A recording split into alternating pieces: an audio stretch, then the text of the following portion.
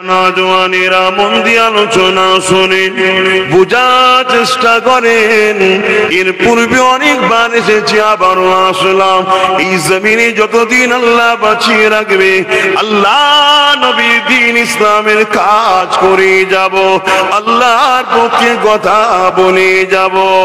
এ নওজওয়ান তরুণেরা, এ নবী পাকের প্রেমিকেরা, এই নিঃশ্বাসের কোনো বিশ্বাস নাই। জমিন তোমাকে একদিন কিন্তু তার বুকের মধ্যে নিয়ে নেবে, ওই জায়গায় কেউ আসবে না। জমিনের উপরে যে রসুলকে ফলো করে চলেছে, অর্থাৎ যার চলনে চলনে রসুল ছিল, যার কথাই কথাই রসুল ছিল, যার কারবারে রসুল ছিল, ব্যবসায়ী রসুল ছিল, যার সংসারে রসুল ছিল, নামাজে রসুল ছিল, রোজাতে রসুল ছিল, হজে রসুল ছিল, যাকাতে রসুল ছিল, সংসার জীবনে রসুল ছিল। এক কথায় নামাজ যখন পড়েছে নবী যেভাবে পড়তে বলেছে, রোজা যখন রেখেছে নবী যেভাবে বলেছে, হজ যখন করেছে নবী যেভাবে বলেছে, যাকাত যখন দিয়েছে নবী যেভাবে বলেছে, সংসার যখন করেছে রসুল যেভাবে বলেছে, কন্যার বিবাহ যখন দিয়েছে রসুল যেভাবে দিয়েছে, নাতিপুতিদেরকে আদর করেছে রসুল যেভাবে করেছে। এক কথায় জিন্দেগিটা তোমার হবে রসুলের কথা অনুযায়ী। তোমার এমন করে ধর্মীয় নীতি, তোমার রাজনীতি নীতি, তোমার অর্থনীতি, তোমার পরিবেশ নীতি, তোমার রাষ্ট্রনীতি, সবকিছুই তোমাকে অন্য কাউকে দেখে করলে হবে না, তোমাকে মুহাম্মদ রাসূলকে দেখে শিখতে হবে। তুমি ব্যবসা করবে আমি মারওয়াড়িকে দেখি, হবে না। তুমি ইমানদার হও, রসুলকে দেখো। পৃথিবীর বলে সাকসেসফুল তো মদিনাওয়ালারা, ঠিক না বেটি? হ্যাঁ, পৃথিবীর বুকে সাকসেসফুল তো উসমান গনি, তার মতো বড় ব্যবসায়ী, বড় ধনী পৃথিবীতে কে হয়েছে? হ্যাঁ, রাসূল থেকে শিখেছে। তুমি রাষ্ট্র চালাতে চাও, কে কোন কাকে দেখছে দেখলে হবে না, তোমাকে মুহাম্মদ রাসূলকে দেখতে হবে। জোরে বলুন সুবহানাল্লাহ। তুমি সংসার করতে চাও, অনেক লোকের সংসার আছে, অনেক ধর্মগুরুদের অন্যান্য ধর্মের বিবাহ শাদী আছে, ওসব তোমায় দেখলে হবে না। তোমার স্ত্রীর সঙ্গে কেমন সম্পর্ক থাকবে, কতটা অধিকার তাকে দিতে হবে, তোমার রাসূল থেকে শিখতে হবে। জোরে বলুন সুবহানাল্লাহ। আমি বুঝাতে পারছি তো? এইটা বলা হয় নেতা মানা। আজ দুনিয়ায় যেমন কিছু লোক রসুল ছেড়ে দিয়ে অন্য নেতাদেরকে মানে, দেখুন তারা তাদের নেতাকে মানছে কিভাবে। সেই নেতার জন্যই বন্ধুত্ব করে, সেই নেতার জন্যই মারপিট করে, সেই নেতার কেউ জয়গান গাইলে তার সাথে মেশে, সেই নেতার জয়গান না গাইলে তাকে মারার জন্য ঘোরে। এরম সমাজে আছে না? নাই। তারা যদি তাদের নেতাকে মানতে পারে স্বাধীনভাবে, তার কাছে তার নেতা তার স্বাধীন।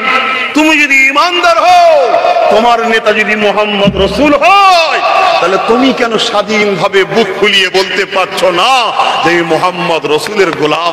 আমি কাউকে চিনি না, আমার মডেল আব্বাস সিদ্দিকী নয়, আমার মডেল কোন পীর পীরজাদা নয়, আমার মডেল কোন নেতা লিডার নয়, আমার মডেল হলো আমিনাল্লাহর মুহাম্মদ রাসূল। জোরে বলুন সুবহানাল্লাহ। এই পৃথিবীতে অনেক মডেল এসেছে, এই পৃথিবীতে অনেক বাদশা এসেছে, এই পৃথিবীতে অনেক শাহিনশাহ এসেছে, এই পৃথিবীতে অনেক এসেছে, কারো সম্বন্ধে আমার আল্লাহ এই কথা বলেন, ইন্নাকা লাআলা খুলুকুল আযীম। হে মুহাম্মদ, আমি মালিক বলছি, তোমার থেকে উত্তম চরিত্রওয়ালা কেউ নেই। জোরে বলুন সুবহানাল্লাহ। আমার জীবনের প্রত্যেকটা নিঃশ্বাস, প্রত্যেকটা মাকসাদ, প্রত্যেকটা টার্গেট, প্রতিটা মুহূর্ত রাসূল থাকবে। ব্যবসা করবে, এই ব্যবসাটা রাসূল করতে নিষেধ করেছে না? করতে নিষেধ করেনি। যদি নিষেধ করে থাকে, না ভাই অনেক প্রফিট হতে পারে, আমি করবো না, আমার নেতা মানা করেছে, এটা হলো মানা। ভুল বলছি নাকি? এখানে হাফেজ সাহেবরা রয়েছে, একটু সাক্ষী দেবেন। আল্লাহর কোরআন কি বলছে? কুল ইন কুনতুম তুহিব্বুনাল্লাহ ফাত্তাবিউনি ইউহিব্বুকুমুল্লাহ। আছে না নাই কোরআনে? ইমাম সাহেব আছে তো নাকি? আরো হাফেজ সাহেবরা রয়েছে, এই ভাই বসে রয়েছে, আছে তো কোরআন শরীফে? আলহামদুলিল্লাহ, এই তো এনে রয়েছে বড় কাবলাম কুল। শোনো আমার সোনার ভাইরা, সব গরম কেটে যাবে, সব গরম। আব্বাস সিদ্দিকীর চিৎকার থাকবে না, শুধু রুটা বেরিয়ে যাবে। কেউ যদি চোখ চেয়ে থাকি মুড়ে দেয়, মুড়বে না, এইভাবেই রয়ে যাবে। কথা বুঝতেন না, বোঝেন না? কেউ যদি তুলে নিয়ে যে কাঁধে করে মাটি মঞ্জিল করে হবে, না হয় ওইভাবেই পচে গলে ধরকে সব শেষ, সব ঠান্ডা ভাব। তবে হ্যাঁ, তুমি ক্যালকুলেশন করো, আব্বাস সিদ্দিকী লক্ষ মসজিদ বাঁচানো না ভাঙা, আব্বাস সিদ্দিকী লক্ষ মাদ্রাসা বাঁচানো না ভাঙা, আব্বাস সিদ্দিকী লক্ষ রাসূলের দিনে মদ হারাম, মদের পক্ষে না বিরুদ্ধে, আব্বাস সিদ্দিকী লক্ষ রাসূলের দিনে সুদ হারাম, সুদের পক্ষে না বিরুদ্ধে, আব্বাস সিদ্দিকী লক্ষ নারী দেহ ব্যবসা করা হারাম হারাম হারাম, আব্বাস সিদ্দিকী তার পক্ষে না বিরুদ্ধে। তুমি দেখো, যদি মনে হয় বিরুদ্ধে, তো আব্বাস সিদ্দিকী তো রাসূলের পক্ষে কথা বলছে। আর যদি পক্ষে হয়, তাহলে আব্বাস সিদ্দিকী তো ইবলিসের পক্ষে। যতই পীরের বেটা হোক, তো কি হয়েছে, তাকে সাপোর্ট করা যাবে না। কথা বুঝছেন না, বোঝেন? এটাই তাকিদা। কেন? আমার নেতা, আমার রসুল আগে যেটা করেছে সেটা করতে হবে। রসুলের মধ্যে নেই তো লাট সাবিও, আমি চিনি না তাকে। আমেরিকার প্রেসিডেন্ট, 5 পয়সা দাম নেই, কি হয়েছে প্রেসিডেন্ট? তো আল্লাহ ওকে প্রেসিডেন্ট করে 5 বছর পর ধরে ছুঁড়ে ফেলে দেবে, ঠিক না ম্যাডিক? কিন্তু ওই আপনার অনুষ্ঠানিতে ওই সোপেরা তলায় একটা লোক ছিঁড়া ফাটা কাপড় পরে একটা থালালে বসে আছে। আল্লাহকে নাম সে রুপিয়া দে দে বাবা, গরিব মানুষ বসে, বুঝাবার জন্য বলছি। ওর জানের থেকে বেশি আল্লাহকে ভালোবাসে, নবীকে ভালোবাসে। হাই রে হাই রে হাই রে, ইমান তো মুমিনতে কি বলে, তার কাছে ওই সফেদা তালায় গরিবটার মর্যাদা আমেরিকার প্রেসিডেন্টের থেকে অনেক বেশি। এই হলো ইমানদার, জোরে বলুন। কারণ এর কাছে এমন একটা দৌলত আছে যে দৌলতটা ফেরাউন পায়নি, যে দৌলতটা নমরুদ পায়নি, যে দৌলতটা সাদ্দাত পায়নি, যে দৌলতটা আমার রাজ্য দেশের প্রেসিডেন্ট পায়নি, যে দৌলতটা আমেরিকার প্রেসিডেন্ট পায়নি, সেই দৌলতটা ওই ভিখারির কাছে, গরিবের কাছে আছে। ওই দৌলতটা হলো জান্নাতে যাবার ভিসা, জোরে বলুন সুবহানাল্লাহ। কেন আমেরিকার প্রেসিডেন্ট জানে না 1 ঘন্টা থাকতে পারবো কি? কেউ জানে না। নিঃশ্বাস ফুরিয়ে গেলে সব শেষ। কিন্তু এর নিঃশ্বাস ফুরাবার পরে এর কাজ শুরু হলো। এবার কি এর কাজ শুরু? মোমেনের তো শুরু হয় কবর থেকে, কবর পর্যন্ত মোমেনকে একটুখানি আল্লাহ বাজায়, পরীক্ষা করে। আমরাও তো অনেক কিছু কেনার সময় বাজাই, উল্টে টুলটে শাড়ি কিনবে, খুলে টুলে আর করে কাপড় কিনে দেখছে কাটাকুটি আছে কিনা, কি করে না করে, একটু বাজায়। ভালো দেখে না, আমি লোবো না, আমি লোবো, তাকে দেখবো না, চেক করবো না। একটা বাজারে গেলাম, একটা মাটির কলসি কিনলাম। আর এই গরমের সময় আসছে, মাটির কলসির পানি ফ্রেশ ঠান্ডা পানি, এবং যদি ময়লা থাকে ওটা তলাতে টেনে নেয়। আল্লাহ কি কুদরত দেখুন। পৃথিবীতে সোনার কলসি আনুক আর হীরের কলসি আনুক, মাটির কলসির কাছে কিছুই নাই। কি ফ্রিজের পানি হার মেনে যাবে? ফ্রিজের পানি গেলে 2 দিন পরে জাম হয়ে যাবে, বলবে পুরনো হয়ে গেছে, ফেলে দিকে যা। কি কিন্তু মাটির কলসি দেখুন, কি সুন্দর, না ঠান্ডা লাগবে আর না গরম, আর না তাতে কোন রকম ফিল্টার টিল্টারের দরকার আছে। ফিল্টারে তবু পয়জন বেরিয়ে যায়, তো মাটির কলসিতে বেরিয়ে নেই। আল্লাহর কুদরত। তো মাটির কলসিটা কেনার সময় কি করেন ভাই? ঠুকাতে ঠুকাতে দেখে, ওপর টোপর ঘুরিয়ে ফুদিয়ে কি ভালো করে দেখে না। আবার এখন তো সব প্লাস্টিকের সব চেয়ার বেরিয়েছে, কি জোরে চিল্লে দাম করে মেরে দিল মাটিতে, দেখুন ভাই কিছু হয়নি। তারপরে বিক্রি করছে, কত রকম চেষ্টা। আর আমিও কেনার আগে দেখে নিচ্ছি, ওপরে লাফাইয়ে দেখিয়ে লাথি মেরে ঘুষি মেরে ভালো তারা টাইট করে দেখে নিচ্ছি। কেন? আমি লোবো। আমার আল্লাহ আমাদের ঘরে যখন নেবে একটু বাঁচিয়ে নেবে না? হ্যাঁ, 2 বেলা খেত দেয় না, দেখি তো কি বলে। মসজিদের জন্য কথা বলতে গেছে, ধরে জেলে ভরে দিয়েছে, দেখি তো কি বলে। এই নবীর খানদানের ছিল নরের তকবীর, আল্লাহ আকবার, আব্বাস সিদ্দিকী জিন্দাবাদ। আর কেউ ভিডিও তুলে রেখেছিল, আব্বাস সিদ্দিকী জিন্দাবাদ, দাঁড়া তোকে এই কাজ বন্ধ, লে খেতে পাইনি বেচারি। কথা বুঝছেন না, বোঝেন না? এ সব পরীক্ষা আল্লাহ নেবে না, নেবে না? আহারে, পরীক্ষা তো আমার আল্লাহ ইব্রাহিম আলাইহিস সালামকে নিয়েছে, আমার নবীকে নিয়েছে, তোমাকে আমাকে নেবে না? কি গো, হ্যাঁ? গাঁটের পয়সা খরচ করে আর করে জমি কিনলাম, দাদা হুজুরের নামে নলেজ সিটি করব। কত ঝড়, কত ঝাপটা, এই সমস্যা ওই সমস্যা, মনের মধ্যে কষ্ট হচ্ছে না? হয়নি? হ্যাঁ, কি গো, কষ্ট হচ্ছে না? কিন্তু যখনই মন ডিপ ঢোকে, ডিপ, তখনই অমনি বলে খুব সাবধান, তোর পাল্লাই পড়লে আমার জাহান্নামে যেতে হবে। মনকে বলতে হয় তোর পাল্লাই পড়লে আমার জাহান্নামে যেতে হবে। আল্লাহ যেটা চাই সেটা হবে।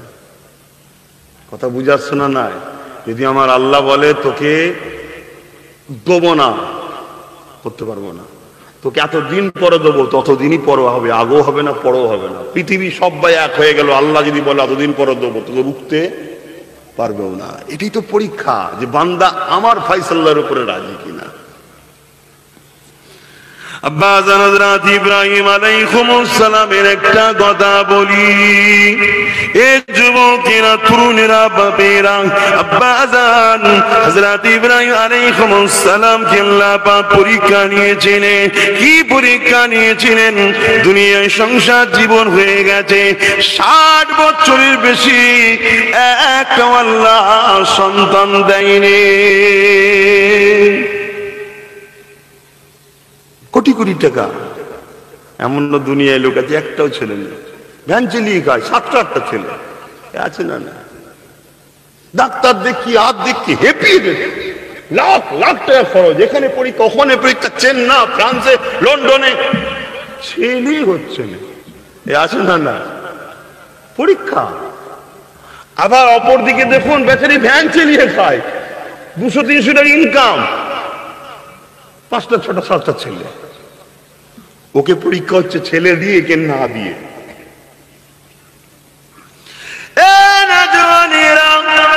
হযরত ইব্রাহিম আলাইহিস সালামের একটা কথা বলি, কি গো বাপের কথা একটু শুনবে, কেননা তিনি আমাদের পিতা হন, মুসলিম জাতির পিতা। হযরত ইব্রাহিম আলাইহিস সালাম এমন করে আল্লাহর কাছে কিন্তু কাঁদা ছাড়েনি। ওগো আমার আল্লাহ, আপনি তো বলেছেন বান্দা আমার কাছে চা, লা তাকনাতু মির রাহমাতিল্লাহ, আল্লাহ আপনার রহমত থেকে আমি নিরাশ কেন হয়ে যাব? আল্লাহ আপনার কাছে আমি চাই, কিছু যদি না থাকার পরও দুনিয়ায় মানুষ করতে পারে, আমার আল্লাহ আপনি তো সবই পারে। এমন করে 90-এর কোটা পার হয়ে যাবার পরে আল্লাহ পায় একটা সন্তান দিলে, ওই সন্তানটা হলো হযরত ইসমাঈল আলাইহিস সালাম। আর সন্তান তো সন্তান, এত সুন্দর দেখতে যে বাচ্চাটাকে দেখলে সবারই মায়া লাগবে, সবারই আদর করতে ইচ্ছা করবে, কেননা জান্নাতি সন্তান। এ যুবকেরা, তরুণেরা, বাপেরা, এই সন্তানটা আবার নবীও হবে দুনিয়ায়। আল্লাহ পাক ইসমাঈল আলাইহিস সালামকে দিলে, বলুন তো দেখি, 1, 2, 3, 4 বছর চেষ্টার পরে যদি একটা বাচ্চা হয়, ওই বাচ্চাটাকে বাপ মা কতটা না সতর্ক রাখবে, ভালোবাসবে। বাচ্চা হতে না হতে, কয়েকদিন যেতে না যেতে আমার আল্লাহ পাক পরীক্ষা শুরু করে দিল। ও ইব্রাহিম, যাও তোমার বাচ্চার স্ত্রীকে ওই মরুভূমি, যেখানে এখন মক্কা বলি, ওই জায়গায় তখন ঘর ছিল না, বাড়িও ছিল না, গাছও ছিল না, মরুভূমির ফাঁকা জায়গা, ওই জায়গাতে তোমার বাচ্চার স্ত্রীকে রেখে দাও। এখন যা দেখছেন, তখন একটা ঘর ছিল না, 100 মাইল এলাকায় কোনো বাড়ি ঘর, পানি কিচ্ছু ছিল না, পাহাড় আর বালি। যাও, কি গো পারবেন তো? যদি না পারো বাপ, কিচ্ছু রেহাই নেই। এটাই তো পরীক্ষা, স্ত্রী আগে, বাচ্চা আগে, আল্লাহ আগে। এটাই ইব্রাহিমের পরীক্ষা হচ্ছে, আমার বাপের, আপনাদের বাপের পরীক্ষা হচ্ছে। আব্বাজান কি করেছিলেন? স্ত্রীকে সাথে করে নিয়ে, বাচ্চাকে সাথে করে নিয়ে, চাঁদের মতো দেখতে, আহা, ফুটফুটে বাচ্চা, জান্নাতি বাচ্চা নিয়ে গিয়ে আর ওই মরুভূমিতে দাঁড় করিয়েছে, যেখানে তোমায় বাচ্চাকে নিয়ে থাকতে হবে। আম্মা হাজেরা কি বলছে, যে আপনি এখানে আমায় রেখে যাচ্ছেন, এখানে না পানি আছে, না এলাকায় ঘর আছে, রোদে তা, মরুভূমি, বাচ্চা কিনে কি করব? তবে একটা কথা জিজ্ঞেস করি স্বামী, এটা আপনার ইচ্ছা না আল্লাহর হুকুম? আহা, তরুণেরা, এখন যদি কোন স্বামী তার স্ত্রীকে ফজর বেলায় রোজ করে ওঠো নামাজ পড়তে হবে, ওই স্ত্রী সংসার করবে না, ছেড়ে দিয়ে পালিয়ে যাবে। পালানো তো দূরের কথা, পৃথিবীর জমিনে এখন যদি কোন স্ত্রী প্রতিদিন স্বামীকেও তোলে, ওই স্বামীও কোনদিন তার স্ত্রীকে আর ভালো নজরে দেখবে না। কি বললাম? ওর বেলায় তো খুব বললেন ঠিকই, আর এটার বেলায় এই ওয়াজ ভালো লাগছিল না, থাক তাহলে দোয়া কর দি। কি ওয়াজ শুনবে? এখান থেকে বেরিয়ে গিয়ে হয়তো গাল দেবে অনেকে। আরে বাবা তুই শোন না আমার কথা, তুই শোন না ইতিহাস। রাত্রির বেলায় চুপি চুপি এসে ইমামে হোসাইন হুজুরের পাশে বসে কোরআন তেলাওয়াত শুনছে, হুজুর হুজুর করছে। পরের দিন দেখা যাচ্ছে ওইখানে তরোয়ালে হোসাইনকে মারে ওগুলো দাঁড়িয়ে আছে। সেই দিনের মুসলমান যদি এমন হয় তাহলে আজকে তো দুনিয়া আরো শেষের দিকে, আজকে কত ডেঞ্জারাস বুঝতে পারছেন? কিসের জন্য ভাই? এজিদ বলেছিল অমুক এলাকার গভর্নর কর্তব্যকে হোসাইনের বিরুদ্ধে লড়াই করতে হবে, 25,000 সৈন্য চলে গেছে সারা রাত ধরে। তার আগের দিনে তার ভাই বুঝিয়েছে, নবীর খানদান রে, মরে যাবি তুই, গভর্নরের গভর্নমেন্টে বসবি আর মরে গেলে তোকে জাহান্নাম, ওদের সঙ্গে লাগিস নি, ওরা নবীর খানদান। দরবারে এসে বলেছে না আমি পারবো না হোসাইনের বিরুদ্ধে। বলছে তোমাকে যে গভর্নর করছি তার যে দরখাস্তটা দিয়েছি অ্যাপয়েন্টমেন্টটা, ওই চিঠিটা দিয়ে দাও। বলছেন না আমি যাব। শুনছেন ভাই? লোভ লোভ লোভ, কি এটা? লোভ। এই লোভটাকে যে সামলাতে পেরেছে সে তো আল্লাহর ওলি। আর এই লোভটা চারটিখানি ব্যাপার নয়, বলতে খুব মজা লাগে। আব্বাস সিদ্দিকও বলছে মজা লাগছে, তোমারও শুনতে মজা লাগছে। পরিস্থিতিতে মানুষকে এমন জায়গায় পৌঁছে দেয়। কিন্তু হ্যাঁ, যদি আমরা চেষ্টা করি, 10 বার ভুল করছিলাম সেটা কমসে কম 5 বার হবে, 5 বার পরিবর্তন হয়ে যাবে। ঠিক না? ঠিক।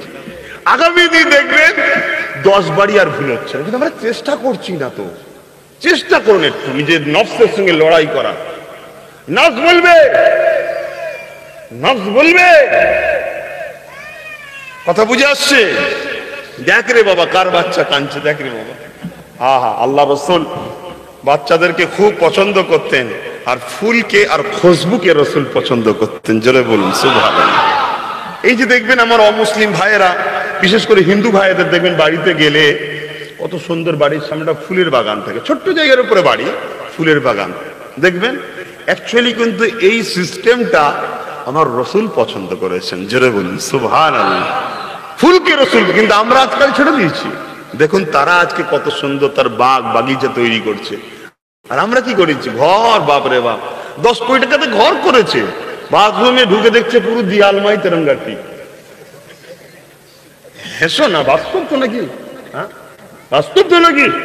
আর ইসলাম কি বলছে? পরিষ্কার পরিচ্ছন্ন ইমানের একটা অঙ্গ। ইমানের তো অনেক শাখা আছে, এই পরিষ্কার পরিচ্ছন্ন এটাও একটা শাখা ইমানের।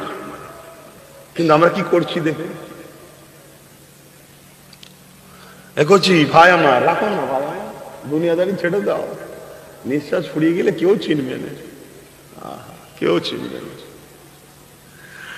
বাপেরা আপন বলে কেউ নাই, আপন হলো একমাত্র আল্লাহ, আল্লাহ রাসূল, যে মরণের পর থেকে তোমাকে আপন করে নেবে। এই যুবকেরা, হযরত ইব্রাহিম আলাইহিস সালামের কথা বলছিলাম, আম্মারাও শুনে রেখে দেন। ওই সময় আম্মা হাজেরা বলেছিলেন, আমার প্রাণের স্বামী, এখানে যে আপনি রেখে যাচ্ছেন এটা আপনার ইচ্ছা না আল্লাহ পাকের হুকুম? ইব্রাহিম সাল্লাল্লাহু বলেছিলেন, আমার প্রাণের স্ত্রী, এটা আমার আল্লাহ পাকের হুকুম। ওই সময় আম্মা হাজেরা কি বলেছিলেন? অবশ্যই আল্লাহ পাক হলেন হিকমতওয়ালা, তিনি কোনো জিনিস বেকার করেননি, অবশ্যই কোনো হিকমত আছে। তবে শুনে রেখে যান, আপনার থেকেও অনেক বেশি আপন বন্ধু, অভিভাবক, সেটা হলো আমার আল্লাহ। আপনার থেকে অনেক বেশি সাহারা, অনেক বেশি আপন, অনেক বেশি বন্ধু আল্লাহ। আল্লাহ মুমিনদের বন্ধু হয়, শুনে রেখে দাও। আবার এই কথাটা বললে সমস্যা নেই তো, কোরআন বলছে রে বাবা আল্লাহ মুমিনদের বন্ধু হয়, শুনছেন তো? কিন্তু বন্ধু শব্দটা এত খারাপ জায়গায় ব্যবহার হয়ে গেছে, ওই কথাটা বললেই সমস্যা হয়। যেমন আজকে আলেম উলামারা, পীর সাহেব পীরজাদারা যখন কোনো দেশ বা রাজনীতির বিষয়ে কোনো কথা বলে, হুজুর বলবে কেন? আর এটা ইসলাম এবং কোরআন সুন্নাহর একটা অধ্যায়। নামাজ যেমন একটা সাবজেক্ট, রোজা যেমন একটা সাবজেক্ট, রোজা হজ যেমন একটা সাবজেক্ট, যাকাত যেমন একটা সাবজেক্ট, ঠিক তেমনই ইসলামে রাষ্ট্রপ্রেম এবং রাষ্ট্র পরিচালনা করা এটাও একটা অধ্যায়। কথা বুঝাতে পারছি? কিন্তু দুঃখের বিষয় আজ আমাদের উলামাগুলোকেও দেখছি যে শুধু ফজিলাতের রজ করছে, ফজিলাত এই হবে এই হবে, কখনো অন্যায়ের প্রতিরোধ করছে না। আচ্ছা, আল্লাহর দিন একদিকে যেমন ন্যায়কে প্রচার করো, অন্যায়কে প্রতিরোধ করো, এটা হলো আল্লাহর দিনের নাম।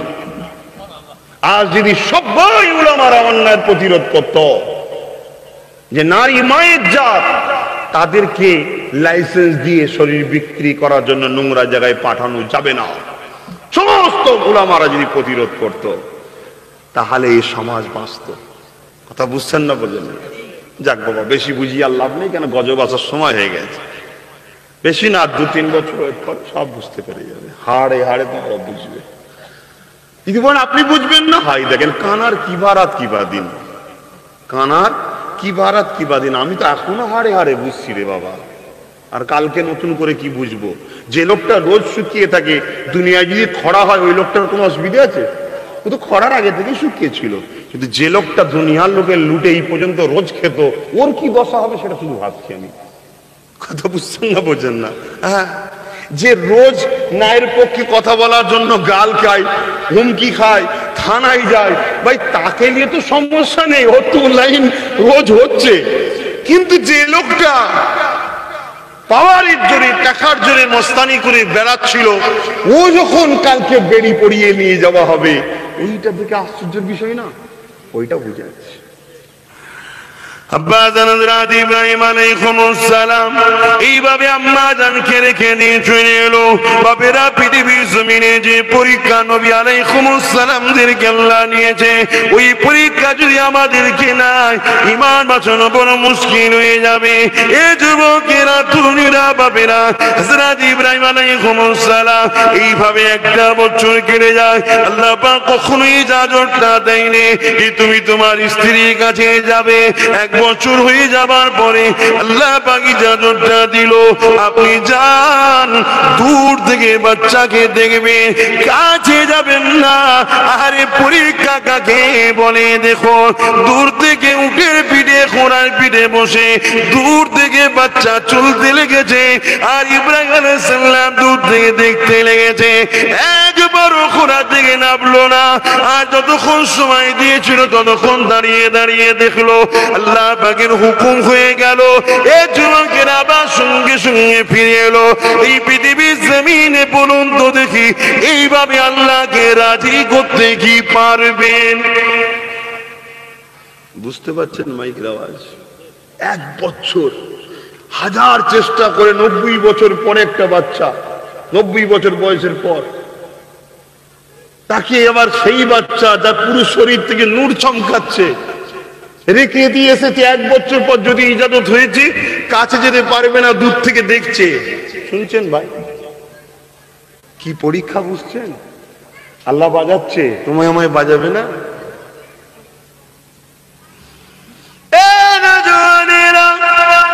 এইভাবে অনেকবার রয়েছে, আমি যেটা এখন মন জায়গাতে চলে এসি।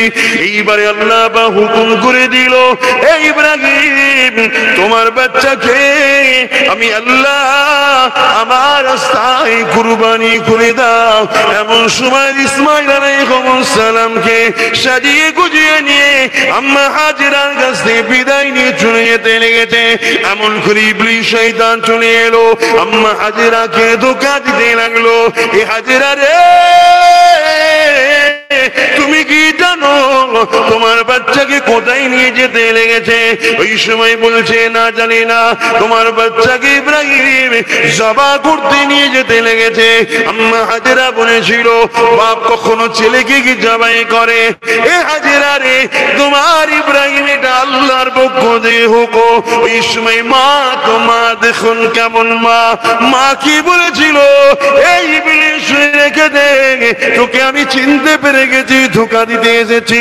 দুনিয়ায় অনেক বাচ্চা আছে, দুনিয়ায় অনেক মা আছে, কারো বাচ্চাকে আল্লাহ চাই না। আমি হাজেরা বড় সৌভাগ্যবতী নারী যে আমার গর্ভের বাচ্চাটা আল্লাহ পছন্দ করেছে। একটা নয়, হাজারটা ইসমাইলকেও আল্লাহর জন্য কুরবানি করতে রাজি আছি।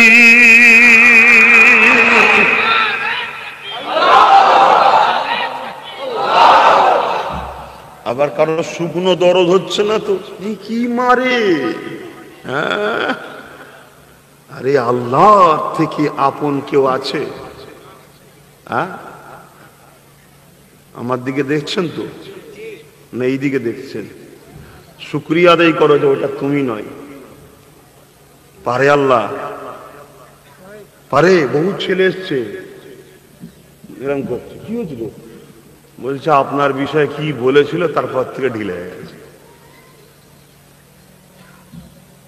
জন ছেলে কি বলেছিল সে তো খেয়াল আউট, ফিউজ আউট, বলতে পারছে না। একটু বল না শুনি কি বলেছিলিস। না হুজুর মাফ করে দেন, না হুজুর মাফ করে দেন। আমাদের কাজ বা মাফই করে দিও, কিন্তু আমি এখান থেকে মাফ করবো, ডাইরেক্ট তোমার কাছে যাবে না। এখান থেকে দোয়া করবে, ডাইরেক্ট তোমার কাছে যাবে না, এটা আল্লাহর আরশে যায়। ওখান থেকে সিলেক্টেড হয় মাফ হওয়ার উপযুক্ত, দোয়া পাওয়ার উপযুক্ত কি উপযুক্ত নয়, সিলেক্টেড ওখান থেকে হয়। এটা আব্বাস সিদ্দিকীর হাতে নাই। আমি তো বলবো মাফ করে দিলাম, কেন মাফ না করলে আল্লাহ আবার আমার ওপর নারাজ হবে। কেন আল্লাহর সৃষ্টি তো, আল্লাহর সৃষ্টি বিপদে পড়লে তাকে আশ্রয় দিতে হয় না, হয় না?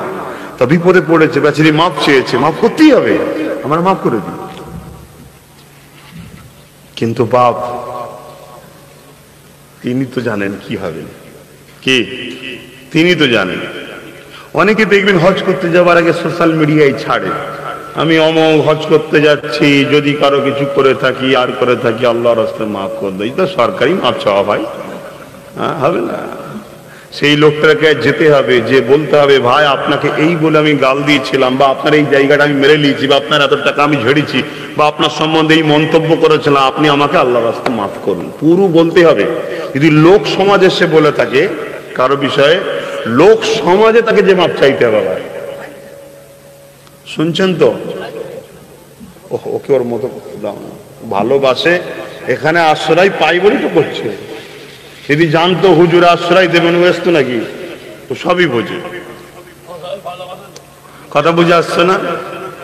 ওকে ওর মতো করতে দাও, তুমি এদিকে খেয়াল রাখো না। আল্লাহকে শুকরিয়া আদায় করো যে আল্লাহ আমাদেরকে এইটুকু বোধ শক্তি দিয়েছে যে ওই রকম করতে না এখানে, তাও শুকরিয়া আদায় করো। একটা ছোট্ট উপমা দিচ্ছি বুঝাবার জন্যে।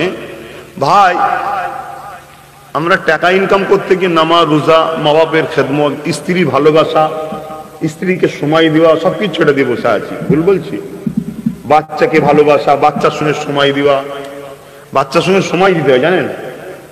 বাচ্চার সঙ্গে যত সময় দেবেন জানেন, বাচ্চা তত আপনার সাথে লেওয়াট, মানে কি বলে ওটাকে, আপনার ক্লোজ হবে, আপনার মুখাপেক্ষী হবে।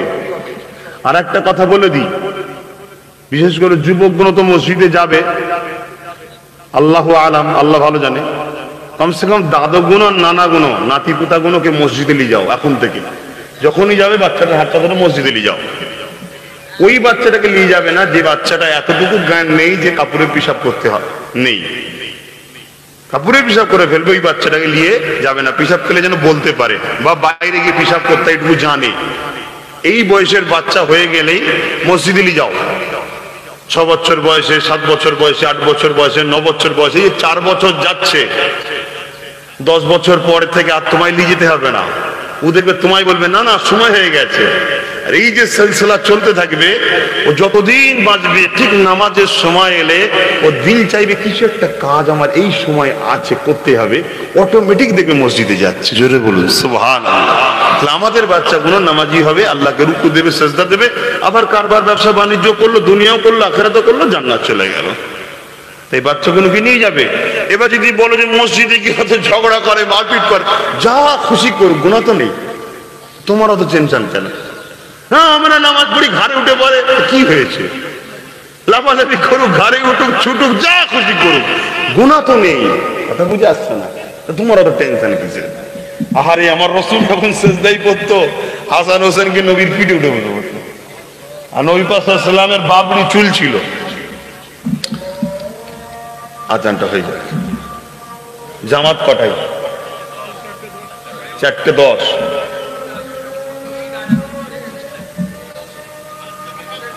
আপনার মহল্লা? আচ্ছা, এখন টেকনোলজির দুনিয়া তো, এখান থেকে এমন লাউড স্পিকার আছে 2 কিলোমিটার 4 কিলোমিটার দূরে চলে যায়। এই জন্য শরিয়াতে এজমা হয়েছে নিজের মহল্লার আজানের জন্য আদবে যে জবাব দিতে হয় সেটা করতে হবে, না হয় মানুষ তো কাজ করতে পারবে না। নামাজের সময় কোনো আজান দিলে কোনো কাজ করতে পারবে না, সব বন্ধ রাখতে হয়।